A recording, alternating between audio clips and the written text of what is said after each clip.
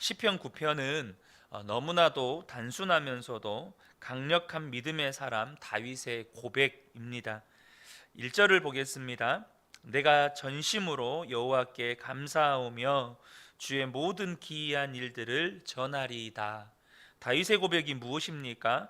다윗은 지금 주님이 행하시는 모든 기이한 일을 전하겠다고 고백함으로 찬송하고 있는 것입니다.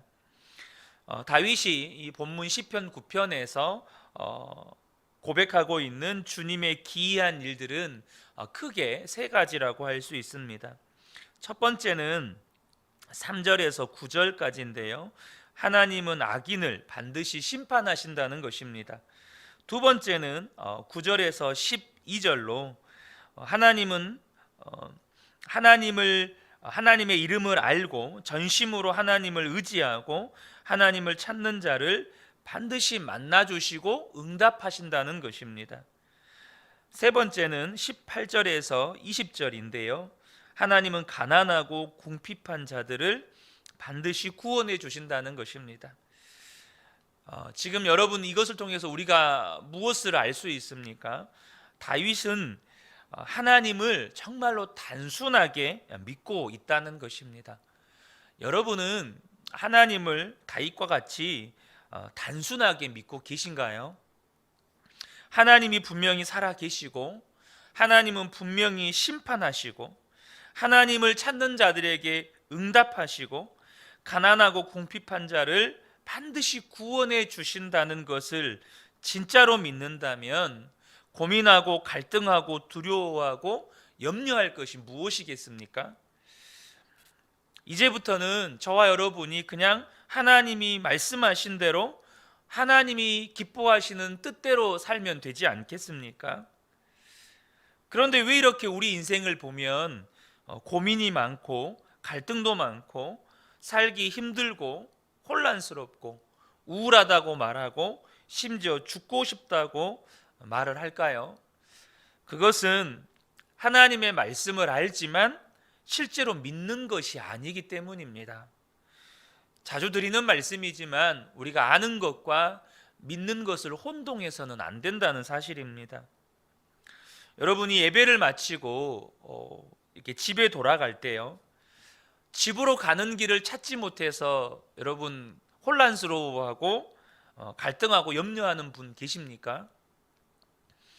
우리가 모처럼 마대 어제 수요 예배 때 이렇게 예배당에 모여서 예배를 드렸는데요, 여러분 집으로 돌아갈 때 날이 춥고 또 날이 어둡고 비바람이 불면 힘들어할 수는 있죠. 그러나 집으로 가는 길이 이 길인지 저 길인지 혼란스러워서 내가 혹시 집으로 가는 길을 찾을 수 있을까? 여러분 고민하거나 갈등하지는 않습니다.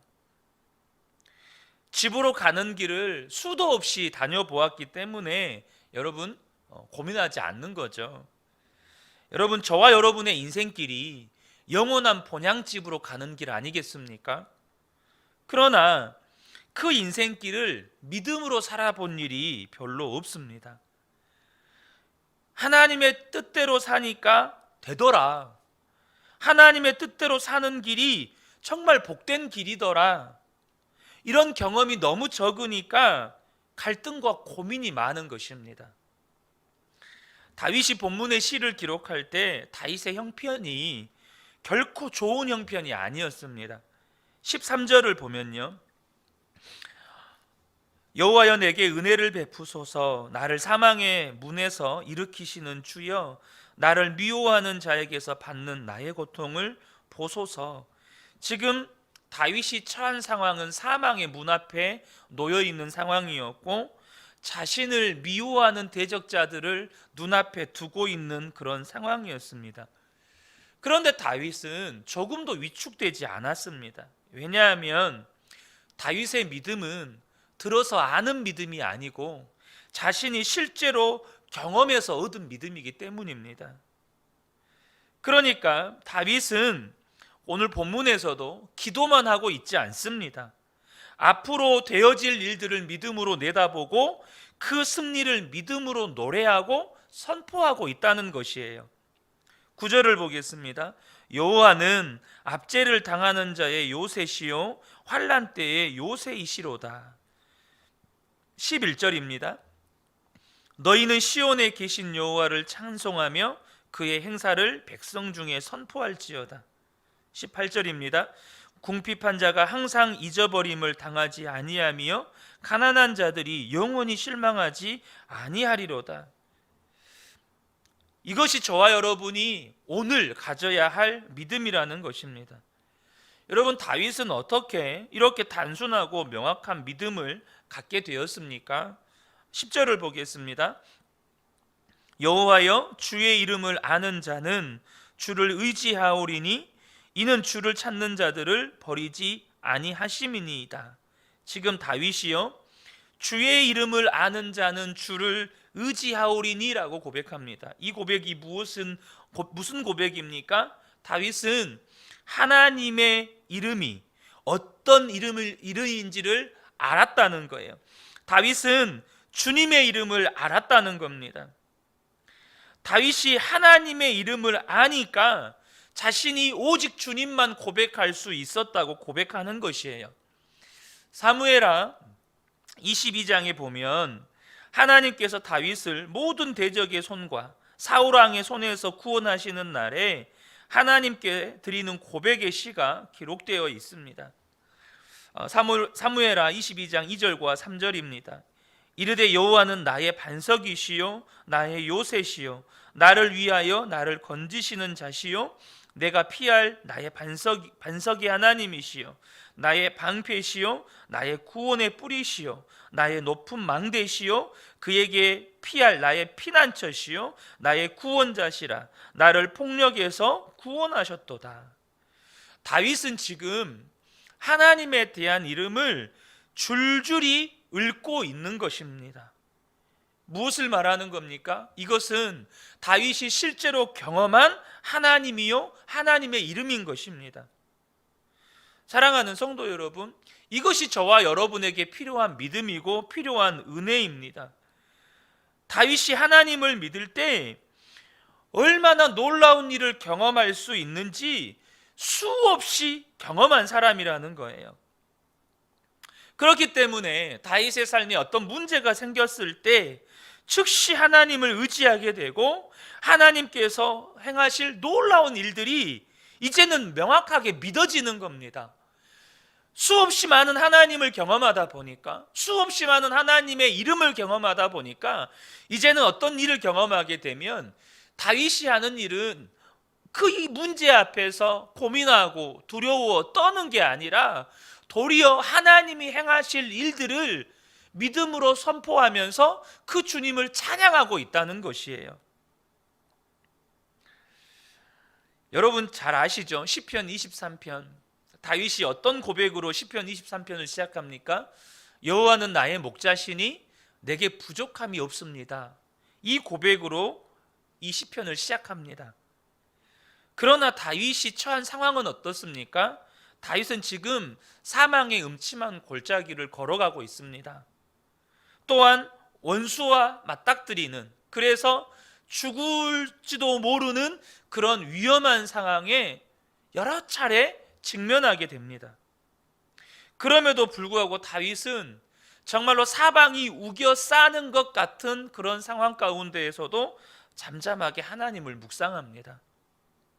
그리고 하나님께 이런 고백을 드리는 겁니다. 지금 다윗이 처한 상황은 사망의 음침한 골짜기, 자신을 죽이려고 하는 원수들이 지금 눈앞에 자신을 노리고 있는 그런 상황 가운데서 하나님께 드리는 고백, 여호와는 나의 목자시니 저에게는 부족함이 없습니다.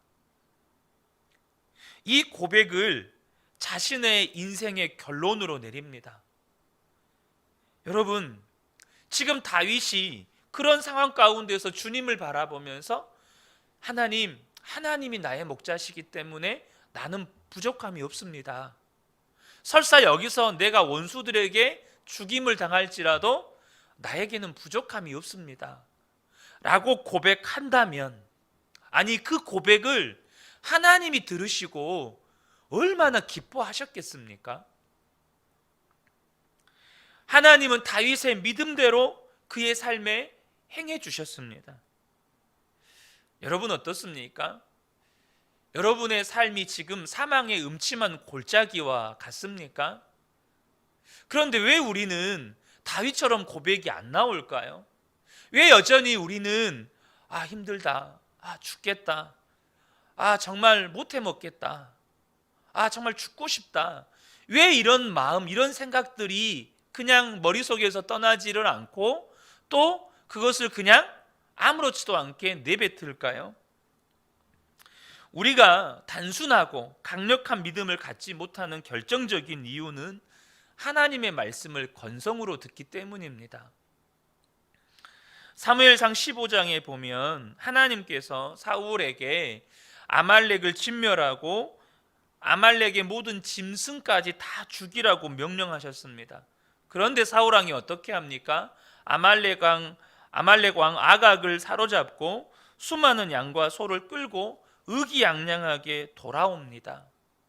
이미 하나님께서 사무엘에게 사울의 죄를 말씀하시고 사울을 버리겠다고 경고하실 때 사무엘은 밤을 새워서 하나님 앞에 사울 왕을 위해서 기도하고 지금 사울에게 가는 겁니다. 그리고 사울에게 이것이 무엇이냐고, 하나님의 말씀에 순종하는 것이 제사보다 낫다, 이렇게 책망할 때에 사울 왕이 사무엘에게 어떤 대답을 합니까?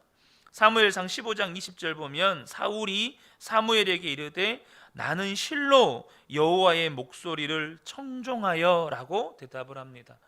지금 사울 왕이 사무엘에게 뭐라고 이야기합니까? 나는 정말로 하나님의 말씀에 순종했습니다. 지금 사울 왕이요, 하나님의 말씀대로 살지 않으면서 자신은 하나님의 말씀에 살고 있다고 지금 믿고 있는 거예요. 하나님의 말씀대로 살고 있지 않으면서 자신이 하나님의 말씀대로 살고 있지 못하다는 것을 전혀 깨닫지 못하고 있는 것입니다. 여러분, 사울 왕만 그렇습니까? 저와 여러분이 하나님의 말씀을 어떻게 대하고 있느냐는 겁니다. 사무엘을 통해서 아말렉을 진멸하라고 하시는 하나님의 말씀을 귓등으로 그냥 건성으로 듣고 있는 사울왕처럼 우리가 하나님의 말씀을 여러분 새벽마다 듣고 말씀을 읽으면서 듣고 또 예배 때마다 말씀을 듣고 또 여러분이 좋아하는 설교하시는 목사님의 설교를 또 여러분들이 또 들을 수도 있겠죠. 근데 그 말씀을 들을 때 우리가 어떻게 하나님의 말씀을 듣고 있느냐는 겁니다. 고린도전서 6장 19절에서 20절의 말씀입니다. 너희 몸은 너희가 하나님께로부터 받은 바 너희 가운데 계신 성령의 전인 줄을 알지 못하느냐. 너희는 너희 자신의 것이 아니라 값으로 산 것이 되었으니 그런즉 너희 몸으로 하나님께 영광을 돌리라. 빌립보서 3장 7절에서 9절입니다. 그러나 무엇이든지 내게 유익하던 것을 내가 그리스도를 위하여 다 해로 여길 뿐더러 또한 모든 것을 해로 여김은 내 주 그리스도 예수를 아는 지식이 가장 고상하기 때문이라. 내가 그를 위하여 모든 것을 잃어버리고 배설물로 여김은 그리스도를 얻고 그 안에서 발견되려 함이니. 제가 이 말씀을 읽어드리는 것은요, 어떤 목사님께서 이런 말씀 때문에 너무 괴로웠대요. 그래서 이런 말씀들, 정말로 너희 몸으로 하나님께 영광을 돌리라. 그리스도를 아는 지식이 가장 고상하고 모든 것을, 내가 가치 있다고 여겼던 것들을 모든 것을 배설물로 여겼다라는 이런 말씀들, 그래서 그런 구절들을 그냥 성경에서 다 오려냈대요. 그러다가 너덜너덜해진 성경책을 보고 그만 고꾸라지고 만 겁니다. 성령님께서 지금 자신이 무슨 일을 하고 있는지를 깨닫게 해주신 거예요. 지금 자신의 삶이 어떠한지를 보게 해주신 거예요. 그래서 충격을 받고 그 성경책을 붙잡고 통곡하면서 자신의 죄를 회개했다는 겁니다. 여러분, 이것이 이 목사님에게만 해당하는 이야기입니까? 지금 저와 여러분의 마음의 성경책이 너무나 많이 오려져서 너덜너덜해져 있지 않느냐는 거예요. 사랑하는 성도 여러분, 결론적으로 말씀을 드리고 싶습니다. 여러분, 어떻게 하나님의 말씀을 건성으로 듣지 않게 될까요?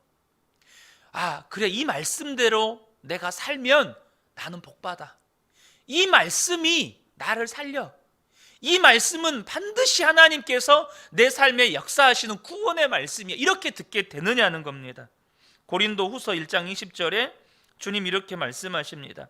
하나님의 약속은 얼마든지 그리스도 안에서 예가 되니 그런즉 그로 말미암아 우리가 아멘하여 하나님께 영광을 돌리게 되느니라.